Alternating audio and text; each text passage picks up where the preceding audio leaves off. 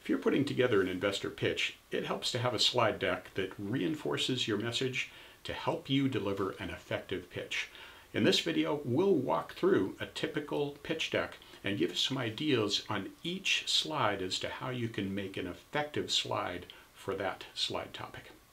Hi, I'm Steve Morris, and I use this Startup SOS channel to provide practical how-to advice for first-time entrepreneurs. And the topic today, the investor pitch deck. Before we walk through the deck, let's talk about the number one pitch deck problem I see, especially with new entrepreneurs. And that is that they are too complicated.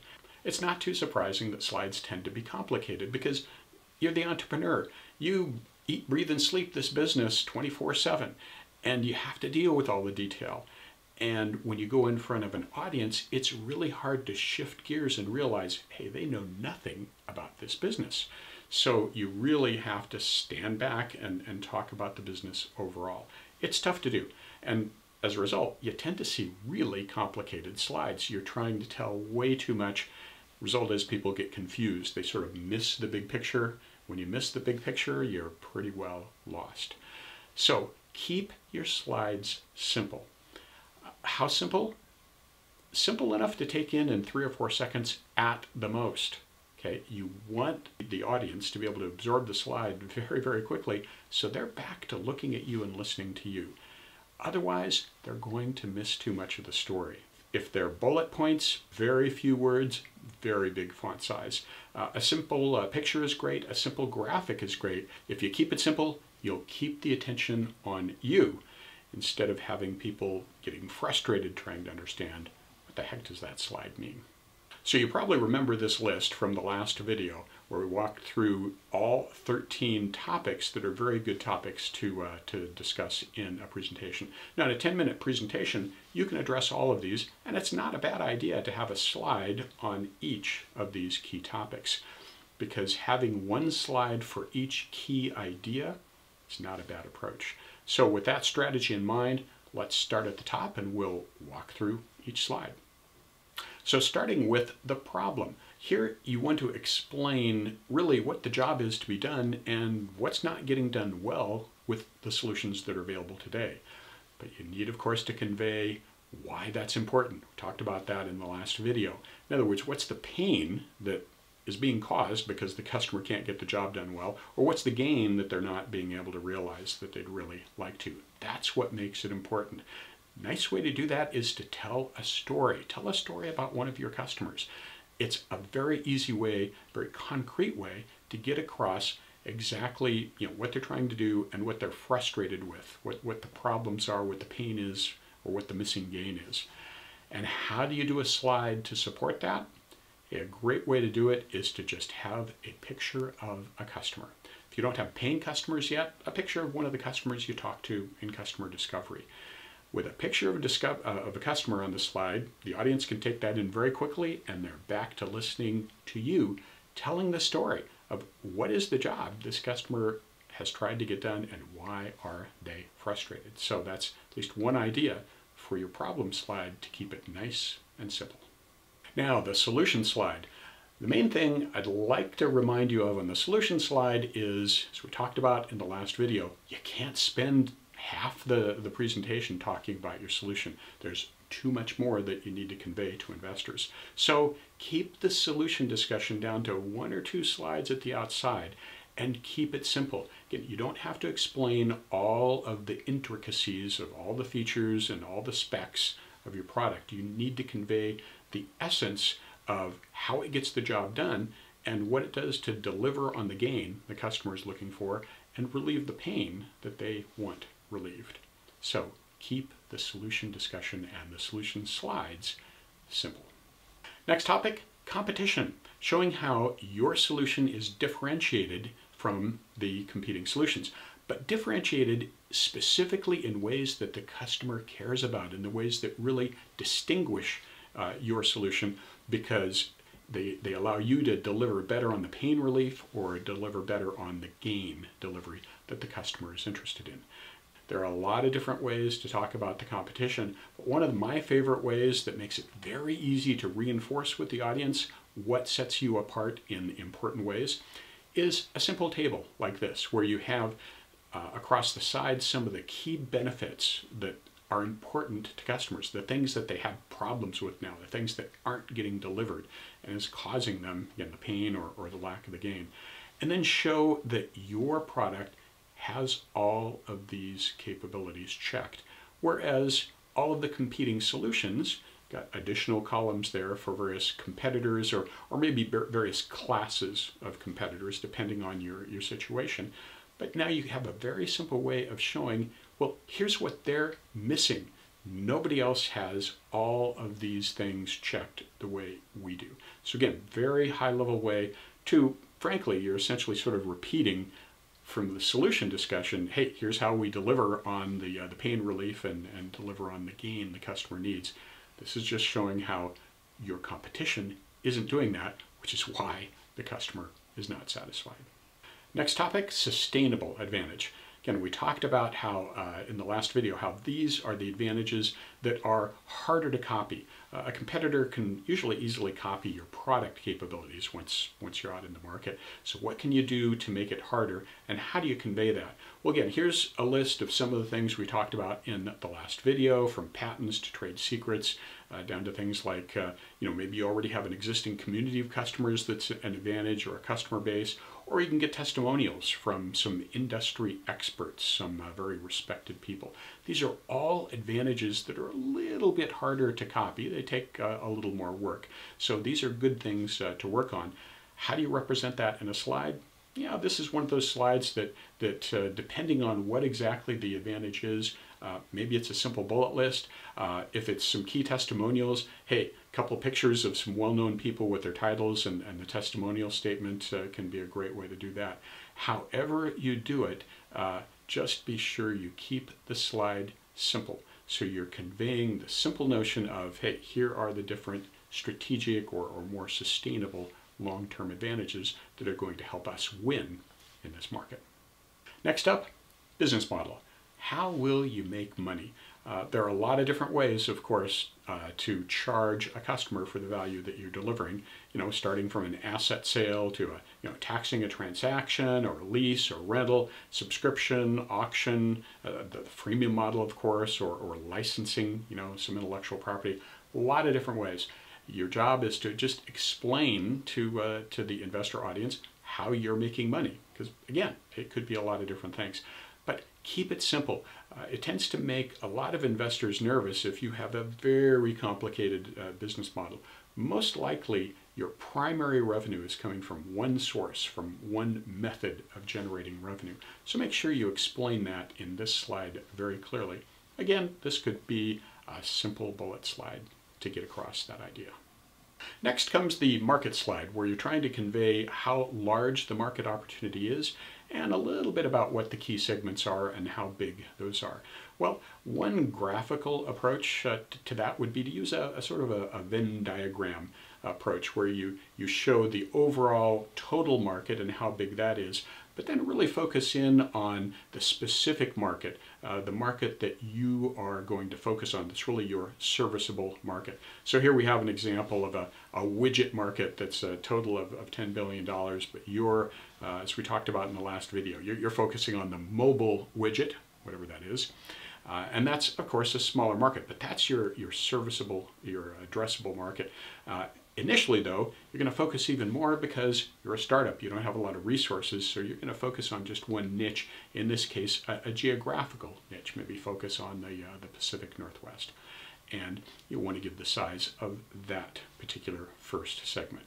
So, nice, simple way of addressing that total market, the serviceable market, and then you're really the target market that you'll focus on with your initial launch. Then comes the go-to-market strategy.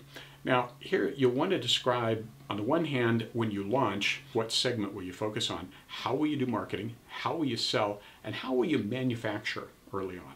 And then how will that change as you grow and expand and add new segments? Which segments will you add? And how will that change your marketing strategy, your sales strategy, and possibly even your manufacturing strategy? Now, how do you convey that on a slide? Again, a lot of different possibilities, but it could be as simple as a simple bullet list. You know, here's what we'll do at launch. Here's where we're going to expand and how we see the model changing as we get bigger, you know, 2, 3, 4 years down the road. Again, keep it simple because you want to give people the overview, the basic idea, before you get down into the detail of, well, exactly which market when and so forth. So keep this one simple too. Next comes the 5-year financial forecast, your financial projections. You want to convey this, again, in a way that's easy to absorb in very few seconds. So putting up a big table of numbers, probably not a good idea. Using something simple like this sort of a bar chart can be a nice way to convey very simply your financial information. What we're showing here is both revenue and profit out 5 years. You can see there's a mark there showing where you expect to reach cash flow break even. That can be a helpful thing for investors to know. But look across the bottom, we added one line of a table that has the units, the number of units you have to ship in order to hit that revenue number each year. Well, that peels the onion on your model just a little bit, tells a little bit about the underlying assumptions. So if I look at the bar chart, I can see, looks like around 23, 24 million in revenue 5 years out. And I look down at the bottom, they have to ship 2,500 widgets in order to do that. Now, do I believe they can sell and make that many widgets to hit that number? It tells me a little bit more about the thinking, the assumptions that underlie that revenue forecast. Your team slide. Here's an opportunity simply to put up pictures maybe of your key team members and their title and name and just talk to the slide. Talk very briefly about the key skill sets and experience that your team brings to bear. On the team slide, don't forget your advisors. You probably have an attorney. Well, if it's an attorney from one of the well-known emerging business practices downtown, that can be worth mentioning. That gives you a lot of credibility for investors to know, they're working with a credible law firm. But maybe there are other advisors that you've brought on board to help with strategy or with connections to people in the industry or other aspects of the business that your team needs some help with. Those are team members. They're advisory team members, but they're still worth mentioning. A lot of investors like to see that you're reaching out to people for help who can help you be successful in your business. Funding to date is another topic that's good to cover, and key questions are, of course, how much and from whom have you raised so far? Now, how do you deal with that in a slide? Well, again, good place to be creative, but it could be nothing more than a simple bullet list answering those key questions. As usual, keep it simple. And of course, in addition to how much have you raised, the key question is, what have you accomplished with that funding?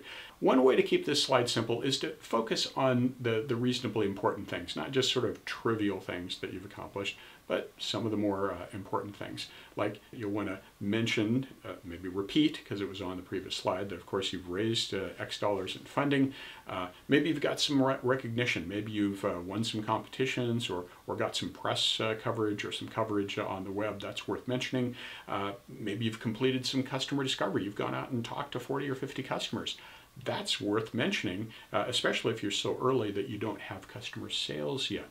That discovery, the fact that you've talked to a lot of people, again, helps with the credibility. Maybe you've applied for a patent. That's worth mentioning. And maybe you've made some headway in product development. Maybe you're at prototype or close to prototype. Those things are all worth mentioning. I think they're the other key things that you have accomplished. Those go to show that you don't just have an idea and a strategy, you're actually making headway. You're getting things done. And that's an important idea to get across to investors. Exit strategy. Here we address the question to the investors of, I'm investing, how do I make my money? Well, here you might just put up some logos of companies that you believe are credible acquisition possibilities, companies that might acquire your company down the road. And fill in the investors a little bit about this market. Is there acquisition activity in this market, specifically with these companies that you've put up the logos for? And of course, hopefully there is, and you can talk about, well, what kinds of companies do they buy? Why do they buy those kinds of companies? How much have they paid? What are valuations like in your market?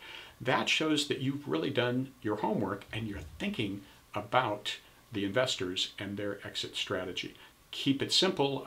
You could literally just put up some logos and talk to the kind of points I just talked about. But talking about exit strategy to show you've thought through it is a very good idea. Last but not least, how much you're raising. What's the structure of the raise? Is it a convertible note or some other convertible security, a priced round where you're selling stock? How much cash runway will that give you when you close that round? Are we talking 9 months, 12 months, year and a half? What is it? What key milestones will this money allow you to accomplish? And if that's preparing you for another bigger round of funding, which more often than not is the case, what is that, the size of that next round of funding, and just very simply, what will that fund then as your next step? Those are some of the good things to think about in this slide. Now, that's a lot of different things to cover, so one approach is a very simple bullet slide, okay, that just addresses each of those questions, but very, very concisely, very simply. Again, this is another one of those slides that could get really complicated. You want to keep it very simple. You don't have to review all of the terms, let's say, of your convertible note. You can verbally address the key terms. You can just mention that it's a convertible note on the slide. So again, keep the slides simple, the usual mantra. And that's it. That summarizes my advice in putting together an investor deck. Again, to summarize, of course, you have to address the right content, all the things we talked about in the video last time, but keep it simple, not a lot of words. Some simple pictures are good, simple graphics.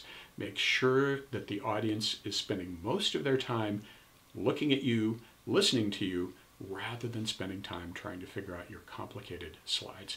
That'll give you slides that really support your pitch instead of getting in the way, and they'll help you have a successful pitch. And of course, as you recall, that means getting to that next meeting. If this video was helpful, please hit the like button, share it, subscribe down in the corner if you haven't done that yet, and certainly leave some comments if you have some feedback or questions. And be sure to follow the follow-on videos. The next one coming up, how to make your presentation both understandable and compelling, because both of those are often a problem. Links to those videos will be right here on this slide as those videos get posted. Thank you very much for watching.